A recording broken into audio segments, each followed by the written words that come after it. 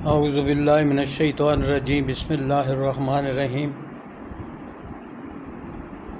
सूरा अल इनाम रुकू 8 तो रुकू 10 तक निचोड़। रुकू 8 च वाज़ा किया गया है कि नाफरमान कौमां जिहड़ियां ने उन्हां उत्ते अजाब 3 सूरतां च आंदा है। पहला, अल्लाह आसमानों तो आफत नाज़िल करता है जिमें कि तूफानी बारिशां, तो दूजा ज़मीन दे विचों तबाही आ जाती है जिमें ज़लज़ले। तो तीजी सूरत अल्लाह किसी कौम नूं टुकड़ियां टुकड़ियां तकसीम करके आपस च लड़ा देंदा है।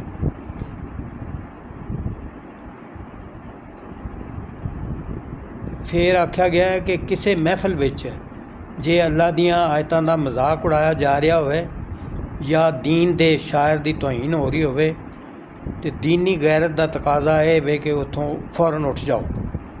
9वें रुकू च दस्या गया कि हज़रत इब्राहीम अलैहिस्सलाम ने सितारा परस्तां, चन्न परस्तां ते सूरज परस्तां नूं तौहीद की पछाण कराने की कोशिश की है।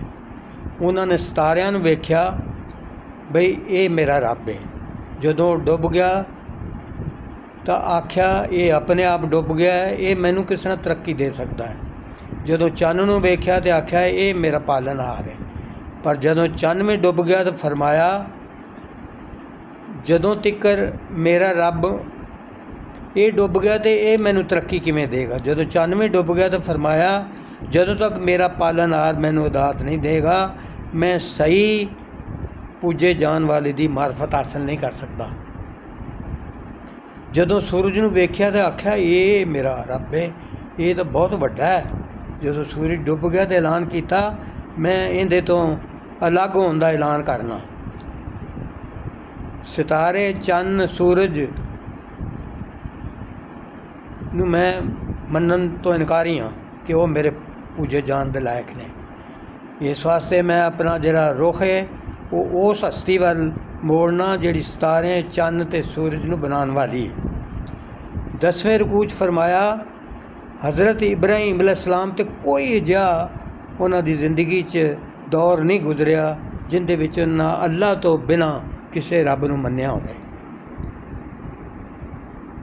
ਇਹ ਜਿਹੜੀ ਸੀ ਇਹ ਤਾਂ ਇੱਕ ਦਲੀਲ ਸੀ ਜਿਹੜੀ हज़रत इब्राहीम ਨੂੰ ਸਿਖਾਈ ਤਾਂ ਬਈ ਉਹ ਕੌਮ ਦੇ ਤੌਹੀਦ ਦਾ ਅਕੀਦਾ ਜਿਹੜਾ ਕੌਮ ਤੱਕ ਪਹੁੰਚਾ ਦੇਣ। शिरक ते गुमराही ਨੂੰ उन्हें वादा कर दिता।